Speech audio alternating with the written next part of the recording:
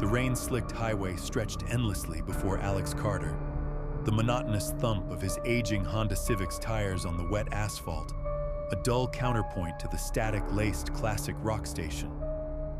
His knuckles were white on the steering wheel, tension coiled tight in his shoulders. The call had come yesterday, shattering the comfortable predictability of his Philadelphia accounting job. A somber voice, identifying itself as the mayor of Mills Crossing, had delivered the news. His grandfather, Arthur Vance, was gone. The funeral was today, Saturday, no excuse to delay. Arthur Vance. The name conjured fragmented memories of summer visits long ago.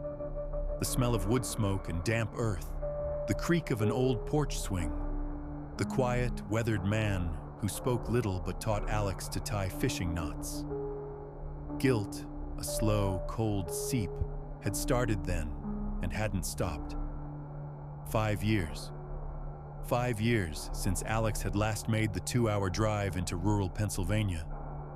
Work, life, the city's pull, excuses that felt flimsy now against the finality of death.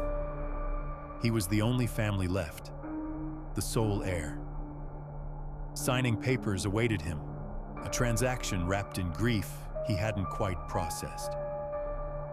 He turned off the state route onto County Line Road. Civilization frayed at the edges.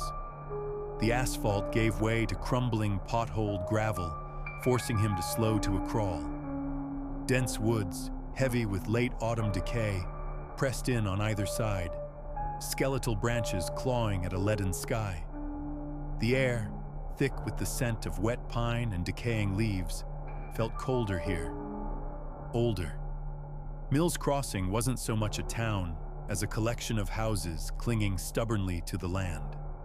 Weathered clapboard, sagging porches, rusted pickup trucks resting on blocks. It felt forgotten, a place time had bypassed. He spotted his grandfather's house easily.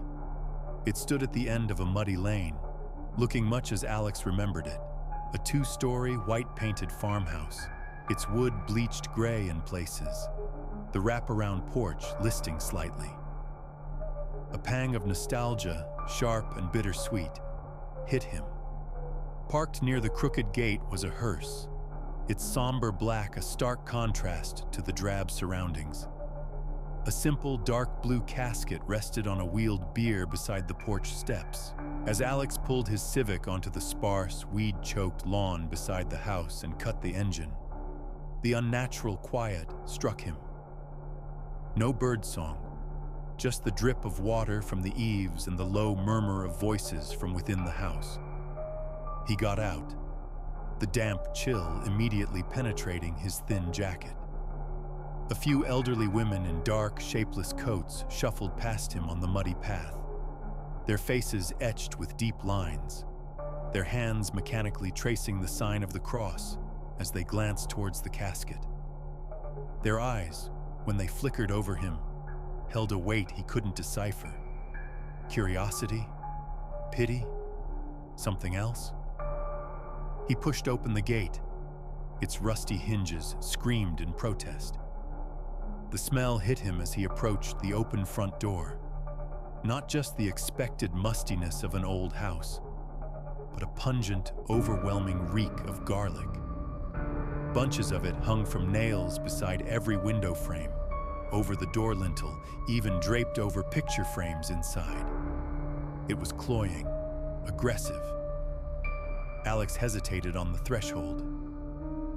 "Day's greetings," boomed a voice from the dimness inside. Standing near the casket was a man of imposing girth, clad in a simple black cassock. Beside him, looking distinctly uncomfortable and twisting a set of well-worn wooden prayer beads in his hands, stood a thin, nervous man Alex recognized as Mayor Henderson from their brief phone call. "Father." Alex nodded respectfully, his gaze drawn past them to the open casket. His breath caught. The man lying there, peaceful in death, bore little resemblance to the strong, silent grandfather of his childhood memories. Time and illness had shrunk Arthur Vance, hollowing his cheeks, etching deep ravines into his face. The vibrant man who'd taught him to whittle was gone, replaced by this frail shell. The disconnect was jarring, unsettling. "And you are?" the priest asked, his voice resonant but his eyes sharp, appraising. "Alex Carter. Arthur Vance was my grandfather?" The words felt formal, inadequate. The priest and the mayor exchanged a look. A heavy, uncomfortable silence descended, thick enough to choke on. Alex could hear the frantic clicking of the prayer beads against each other in the mayor's trembling hands. Finally, the mayor cleared his throat. Alex. Bad news, I'm afraid. Called the notary's office. They're swamped. Won't be able to get out here until tomorrow afternoon. Earliest."